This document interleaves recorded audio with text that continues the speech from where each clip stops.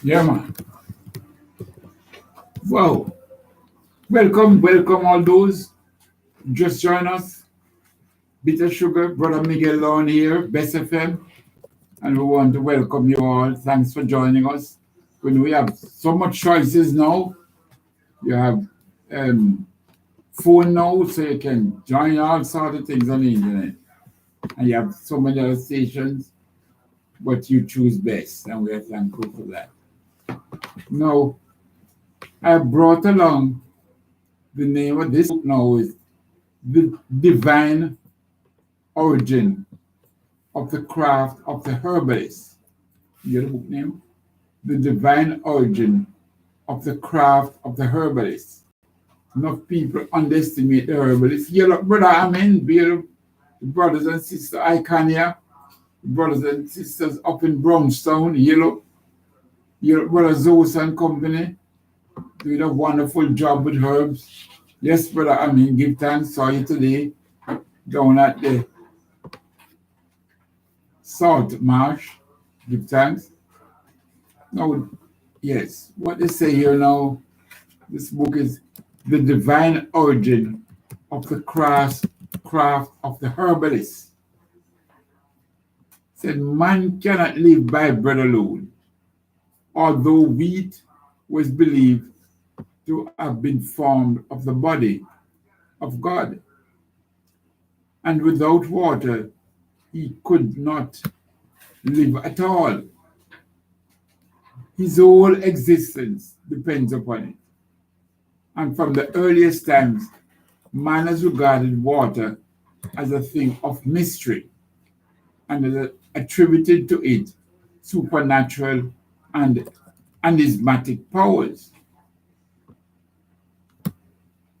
This is water as a divine element.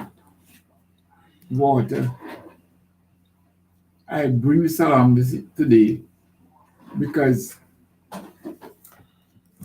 we see, like in some places, water is taken for granted. Some places we abuse it, waste it, all sorts of things. But when things start to happen, like we see that in some countries over a week, places like Afghanistan, Kenya, Tanzania, tremendous amount of water. Wash away, kill people. Yes.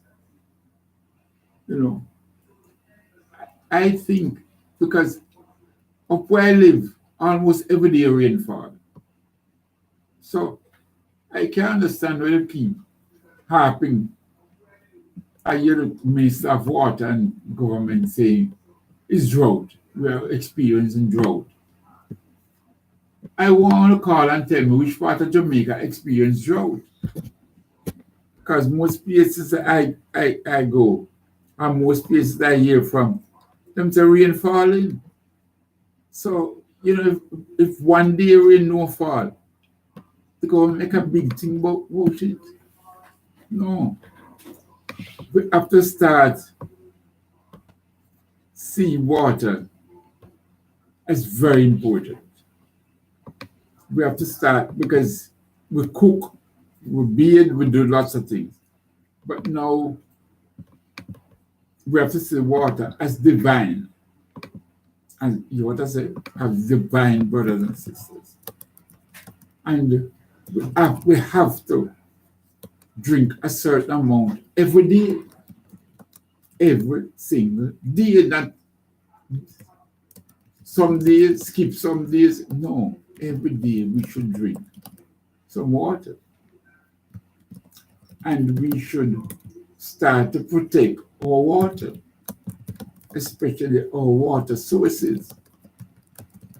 So right throughout the country, we must stop abusing the water.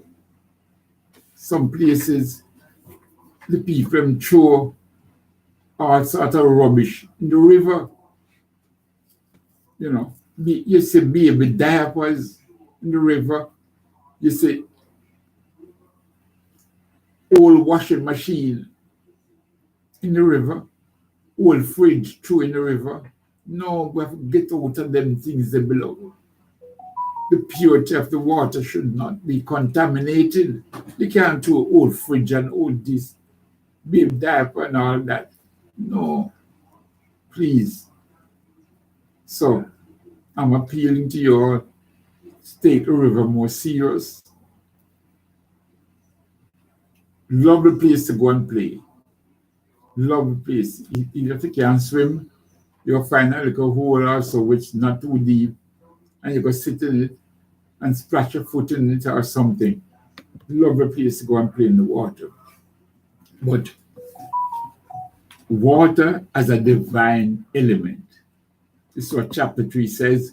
Water as a divine element from the book, The Divine Origin of the Craft of the Herbalist. And I tell you when this book was written. I tell you when it was written. It's not today it was written. First written, The Divine Origin of the Craft of the Herbalist. Wallace Budd write it. 1857. Well, he lived between 1857 and 1934. That's the year when the book was written. The Dover edition. First published. No, I say. The Dover edition was first published in 1996.